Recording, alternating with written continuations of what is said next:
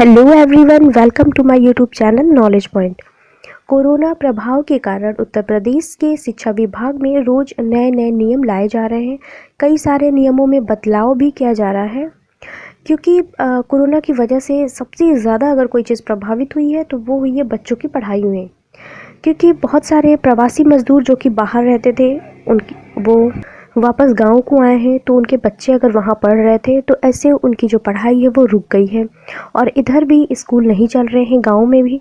और जो बच्चे कुछ बच्चे क्या है यहाँ से या फिर जिस जगह पे है वहाँ से दूसरी जगह गए हैं, तो वहाँ पर भी उनकी पढ़ाई जो है डिस्टर्ब हुई है। क्लासेस तो ऑनलाइन चल रही हैं, लेकिन ऑनलाइन क्लासेस उतनी अच्छी तरीके से नहीं चल पा रही है, अब सभी लोगों को पता है। तो ऐसे में सरकार ने एक नया कदम उठाया है जिससे कि बच्चों की जो पढ़ाई है वो रुक ना सके, बिना बाधा के उनकी जो पढ़ाई है वो चलती रहे।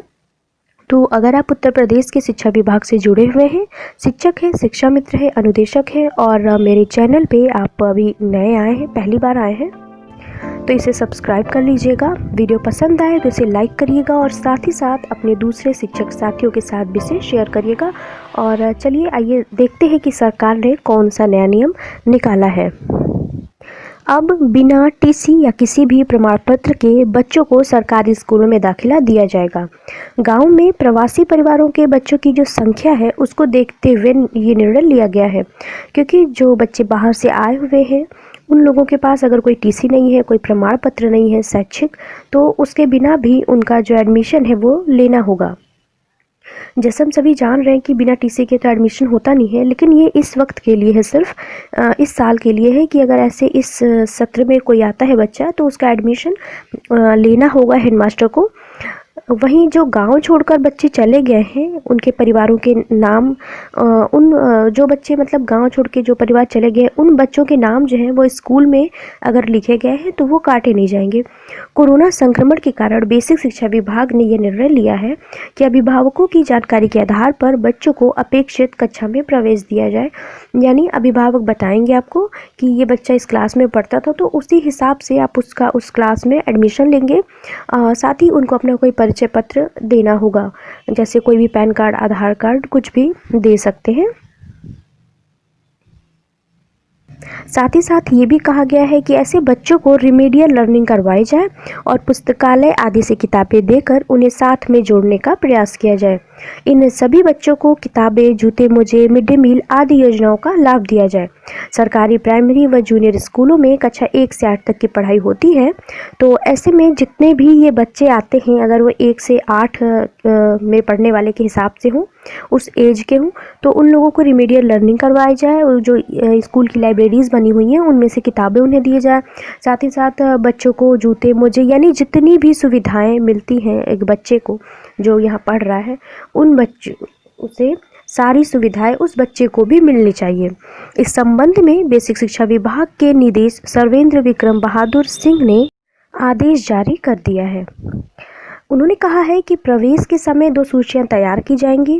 आने वाले प्रवासी यानी कि इन माइग्रेशन व जाने वाले प्रवासी यानी कि आउट माइग्रेशन के बच्चों की सूची अलग अलग बनाई जाए। जो बच्चे गांव छोड़कर चले गए हैं उनके नाम रजिस्टर से न काटे जाए, उनकी सूची अलग बनाई जाए। बाहर से जो परिवार गांव आए हैं उनके बच्चों को प्रवेश देने के लिए किसी भी पहचान पत्र का इस्तेमाल किया जाए और साथ ही साथ इस जो खबर है इसका प्रचार प्रसार किया जाए।